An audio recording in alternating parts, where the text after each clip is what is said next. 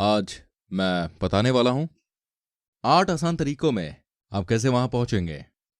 सफलता पाने के लिए सबसे पहले आपको एक लक्ष्य निर्धारित करना होगा। दूसरे शब्दों में ये एमबीओ मैनेजमेंट बाय ऑब्जेक्टिव है। हम सब ने हमारे लक्ष्य के हिसाब से बैलेंस्ड लाइफ निर्धारित की है। लक्ष्य निर्धारित करने के बाद आपको उसका पीछा करना होगा एकदम दृढ़ निश्चय के साथ। जी हाँ, पूरे फोकस से आपको इस पर पूरा ध्यान देना होगा। आप लड़खड़ा नहीं सकते। खुद पर आपको विश्वास करना होगा। आपके दृढ़ निश्चय में सबसे ज्यादा खुद की जिंदगी को अपने तरीके से जीने की इच्छा शामिल होनी चाहिए। आज आप में से कुछ लोग यहां पर इस भाषण से प्रेरित होंगे और इस व्यापार को शुरू करने का निर्णय लेंगे। कुछ लोगों को ये लगेगा वो कितने भाग्यशाली हैं, आखिरकार जो उन्हें एटमी मिला। आप अपने सपनों के आशियाने में रहने की कल्पना करेंगे। जैसे जीवन की शैली की आपने कल्पना की है उसका आनंद ले रहे हैं। आप अपने पति के लिए एक पसंदीदा कार खरीदने की कल्पना करती हैं ताकि उन्हें अपने दोस्तों के सामने शर्मिंदा ना होना पड़े। वो एक नया इंसान बन पाए। अपने बच्चों को आप वो सारे अवसर देना चाहते हैं ताकि उनका सपना। आपको अपने दृढ़ संकल्प को मजबूत करना होगा। क्या आप सभी दृढ़ निश्चयी हैं? क्या आप प्रभाव का केंद्र बनेंगे? हाँ, ऐसा ही होना चाहिए। बिल्कुल। अपने दृढ़ निश्चय को बढ़ाने के लिए सकारात्मक सोच बहुत जरूरी है। सकारात्मक सोच का मतलब बहस करना नहीं होता है कि कुछ असंभव होने वाला है। सच में कहूं तो दुनिया जहां हम जी रहे हैं वहां किसी भी हाल में हमें अमीर और सफल बनने की जरूरत है। एक बार आप अपने अंदर की क्षमताओं को उपयोग करना शुरू कर देंगे तभी आप। और जब कोई किसान 10,000 किलो चावल उगाने का फैसला करता है, वो कठिन परिश्रम करने के लिए तैयार हो जाता है। वसंत में चावल को रोपने, गर्मियों में निराई और शरद में कटाई। क्या वो ये सब झेलने के लिए तैयार है? बिल्कुल तैयार है। कोई भी किसान बिना मेहनत किए 10,000 किलो चावल उगाने की कल्पना नहीं करेगा। वो उम्मीद नहीं करेगा कि 10,000 किलो चावल उसके पास आ जाएं। आपको और भी दृढ़ संकल्प लेना होगा। कठिनाइयों का सामना करने के लिए करना चाहिए। दृढ़ निश्चय के बाद आती है तीसरी चीज, अप्रोच करना चाहते हैं। इस स्टेप को मैं लिस्ट स्टेप कहता हूं। यह सोचने के बाद कौन कौन इस सूची में होगा, आप उन सबका नाम लिखना शुरू कर दें। ऐसे लोग की सूची ना बनाइए जो ये व्यापार करने के लिए तैयार होंगे। सिर्फ उनका नाम लिखें जिनसे आप अभी तक मिले हैं। पोटेंशियल कॉन्ट्रैक्टर्स का नाम ना लिखने की भी एक वजह है। ये बात अक्सर कही जाती है कि आप अपने जीवन के शीर्ष पर होने के लिए आपको अपने समय को मैनेज करने में माहिर होना चाहिए। टाइम मैनेजमेंट या लाइफ मैनेजमेंट में अच्छा होना चाहिए। ये सभी घटनाओं को मैनेज करने के लिए जरूरी है। अगर ऐसा है तो आप पहल करना चाहेंगे कि कौन सी घटनाएं आपके जीवन में घटनी चाहिए। यह व्यापार करना आपकी जिंदगी के लिए बहुत ही महत्वपूर्ण है ना? कितना अच्छा होगा जब आपका परिवार एक खुशहाल जिंदगी जिएगा, साथ ही साथ लोगों की मदद करते हुए। तो आप कैसे सुनहरे सपने को हासिल करेंगे? 250 लोगों तक पहुंच के आप उन्हें जो बता रहे हैं, आप क्या कर रहे हैं, वो अपने आप में ही एक घटना है। ये करने के लिए कुछ लोग 3 महीने में 250 लोगों को एडवाइस करते हैं। दूसरी ओर कुछ लोग दिन में 10 लोगों को बताते हैं।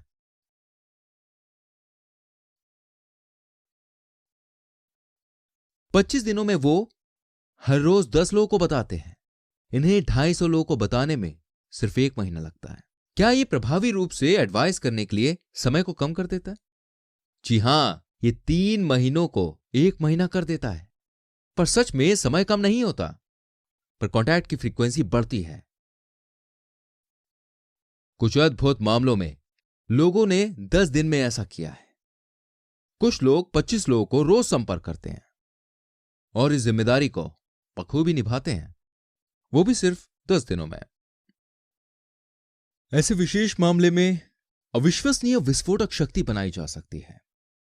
जब चीजों को इस तरह से संकुचित किया जाता है तो वो एक बड़ा उछाल लेती हैं। जब तेल, पानी और हवा को ऐसे ही रखा जाता है तब कुछ नहीं होता, वो कुछ नहीं करते हैं। पर जब उन पर दबाव डाला जाता है एयर कंप्रेशर के साथ,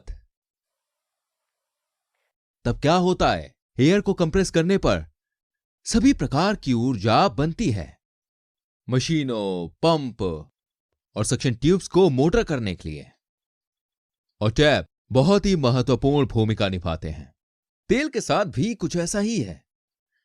हाइड्रोलिक सिस्टम्स में तेल को कंप्रेस करने की ऊर्जा उत्पन्न की जाती है कई सारी 1 किलो वजन वाली भारी वस्तुओं को उठाने के लिए। यानी अगर आप अपनी जिंदगी में कुछ चुनौती प्राप्त करना चाहते हैं, फिर आपको कभी भी इसे अपनी गलती से नहीं होने देना चाहिए और ना ही अपने आप को उस पर मुफ्त सवारी करने दें।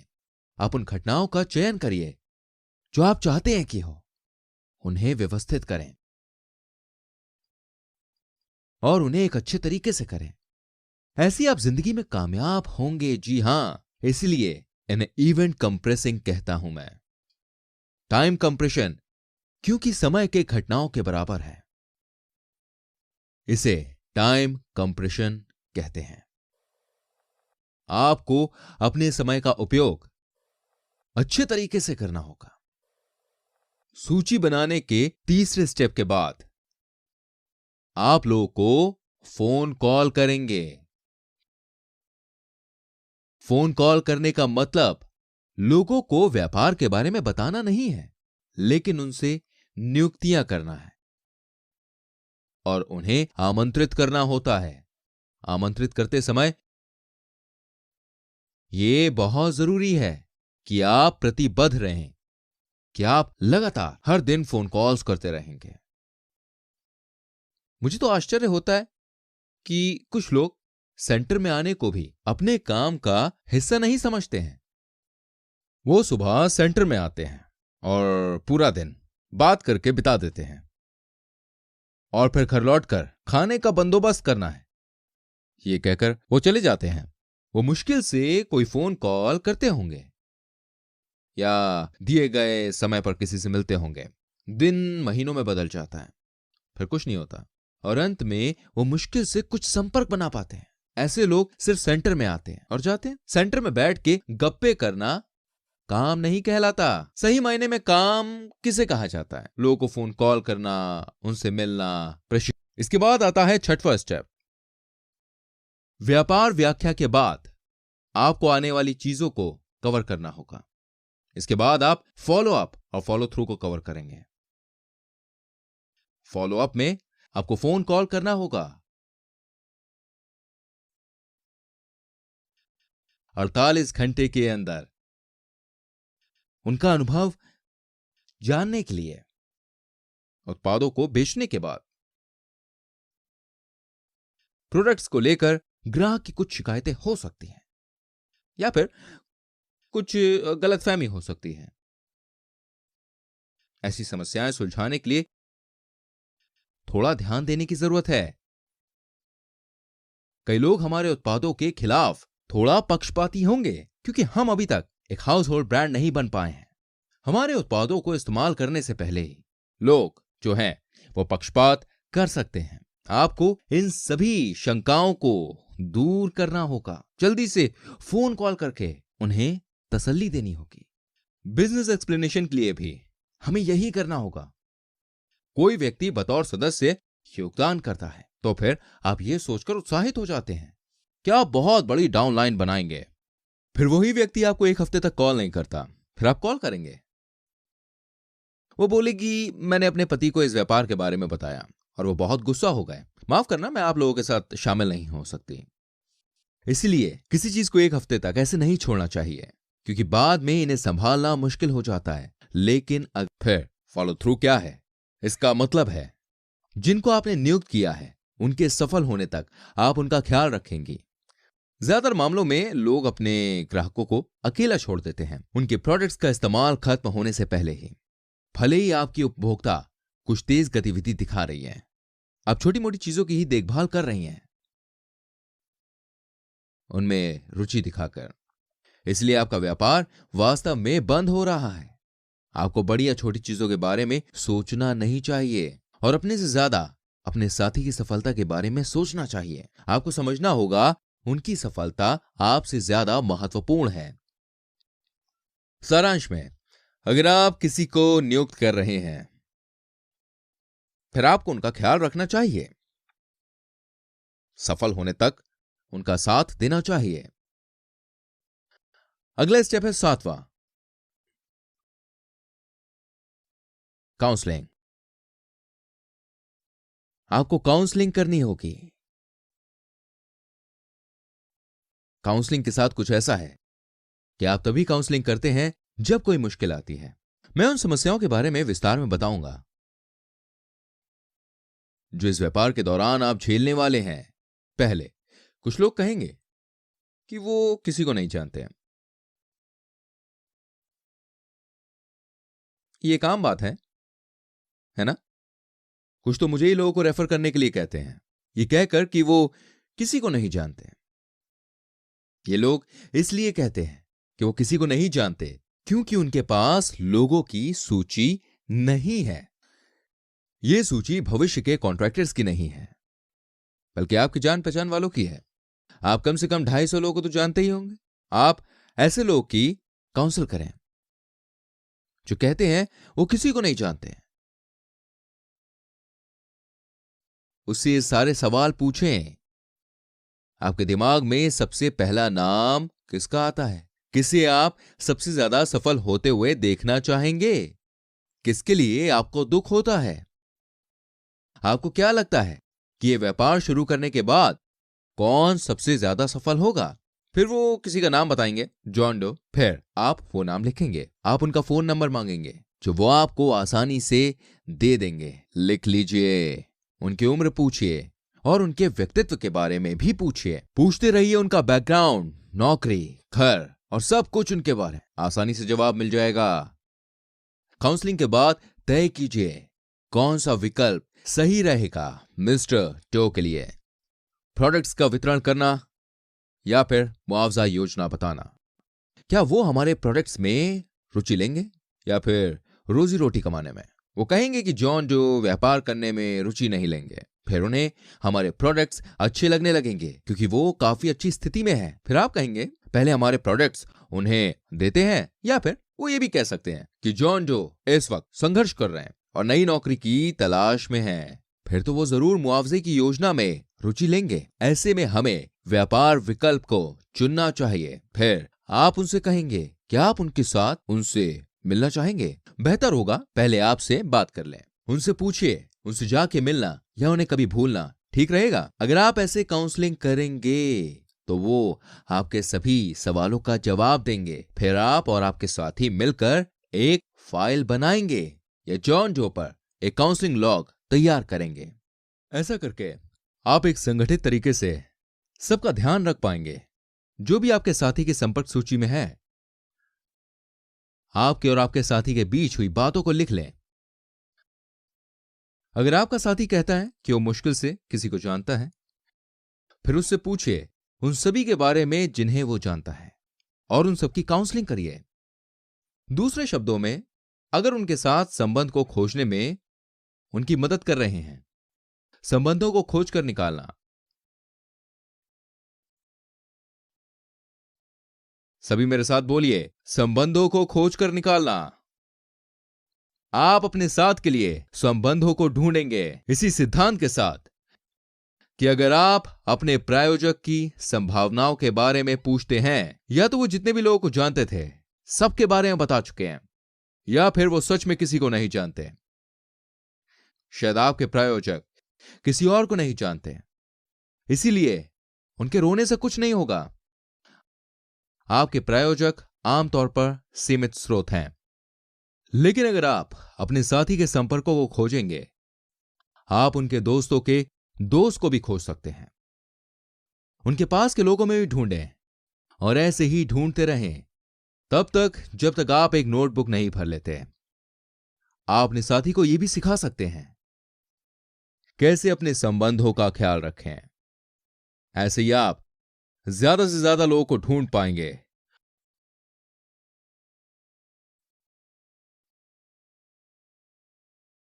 अब आखिरकार 8वें स्टेप के बारे में बात करते हैं हम यहां पर। यहां मैं डुप्लीकेशन के बारे में बात करूंगा। डुप्लीकेशन और नकल करने में अंतर है। डुप्लीकेशन क्लोनिंग की तरह होता है, जैसे क्लोन भेद डॉली के साथ हुआ था। हम उस भेद को कॉपीकैट नहीं कह सकते। फिर हम डुप्लीकेट और नकल में अंतर कैसे करेंगे? क्यों ना मैं अपने आप को आसान सी व्याख्या दूं। एक पेड़ है, अगर आप प्लास्टिक का बिल्कुल वैसा ही पेड़ बनाते हैं, उसे नकल कहते हैं। इस प्लास्टिक के पेड़ को नकल माना जाएगा। फिर हम इस पेड़ का डुप्लीकेट कैसे बनाएंगे? आप उस पेड़ के फल से एक बीज लें और उसे जमीन में गाड़ दें। उससे अंकुर अंकुरित होंगे और पत्ते निकल आएंगे और यह पेड़ बढ़ता ही जाएगा अपने मूल की तरह। इसी को डुप्लीकेशन कहते हैं।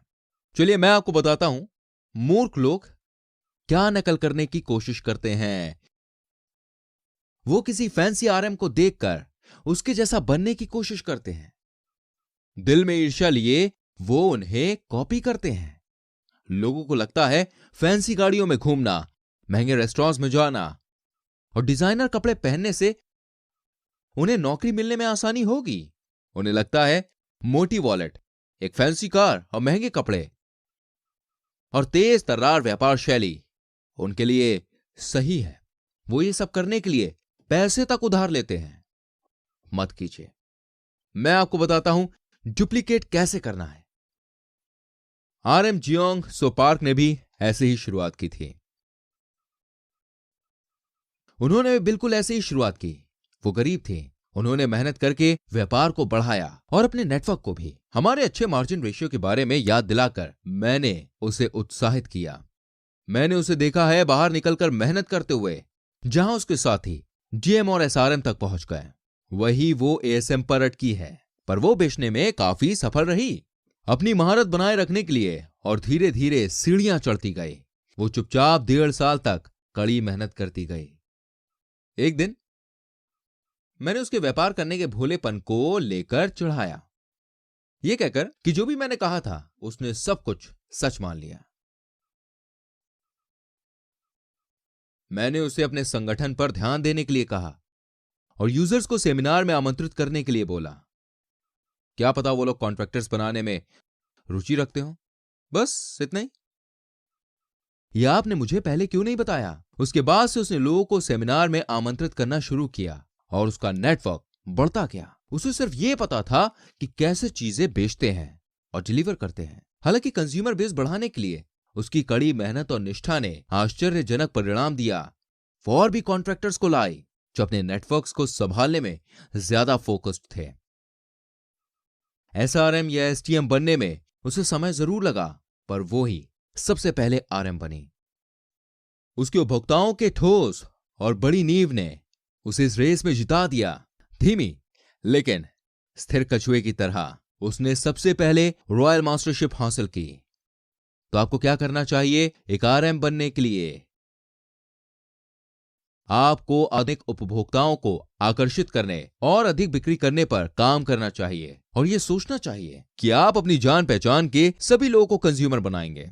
ज्यादा से ज्यादा कंज्यूमर बनाने पर ध्यान दीजिए। फिर आपको एहसास होगा एक कॉन्ट्रैक्टर्स बनाने से ज्यादा 100 कंज्यूमर बनाना आसान है। कॉन्ट्रैक्टर्स अपनी सूची से अभिभूत हो सकते हैं, जबकि कंज्यूमर तुरंत कोई चीज फिर से खरीदते हैं अपनी जरूरत की चीजें खत्म होने पर। सोचिए, अपने दांत ब्रश ना करना, हर कोई रोज ब्रश करता है। ऐसे ही 100 लोग आपसे खरीदेंगे। आपकी बात चारों ओर जल्द ही फैलती है ताकि आप उस संख्या तक पहुंच पाएं। जो टूथपेस्ट खरीदने वाले पहले असंबंधित लग रहे थे, पता है डुप्लीकेशन से मेरा मतलब आपको नकल करने की सलाह देना नहीं था। ये सफल लोगों की तरह बनने के लिए बोला भी नहीं था, बल्कि 3 साल पहले उन्होंने जितनी मेहनत की वही मेहनत कीजिए, उनके नक्शे कदम पर चलिए। डुप्लीकेशन से मेरा यही मतलब था। यानी अच्छी डुप्लीकेशन के लिए ओरिजिनल वर्जन को भी अच्छा होना चाहिए। सिर्फ अच्छे ओरिजिनल से ही अच्छा डुप्लीकेट बन पाता है। अगर आपको कभी लगे कि मेरा साथी मेरे जैसा नहीं है, फिर सच में कुछ तो गलत है। दूसरी ओर अगर आपके साथी दूसरी जगहों पर जाकर आपके डुप्लीकेट बनने की कोशिश कर रहे हैं, कंज्यूमर्स को रिपीट कर रहे हैं, लोगों को सेमिनार में आमंत्रित कर रहे हैं, तो आपको सफल होने से कोई रोक ही नहीं सकता। यह मेरी गारंटी है। लेकिन अगर आप खुद को अपने साथियों के लिए एक अच्छा उदाहरण नहीं मानते और आपको डर लगता है कि आप हार जाएंगे, फिर आपको क्या करना चाहिए? आपको अपने ओरिजिनल वर्जन को बदलना चाहिए। आप ओरिजिनल हैं और ओरिजिनल से डुप्लीकेट बनता है। इसलिए अपने आसपास को बदलने के लिए आपको खुद को बदलना होगा। आखिरकार आपने सुनना खत्म किया सफलता के 8 स्टेप्स के बारे में।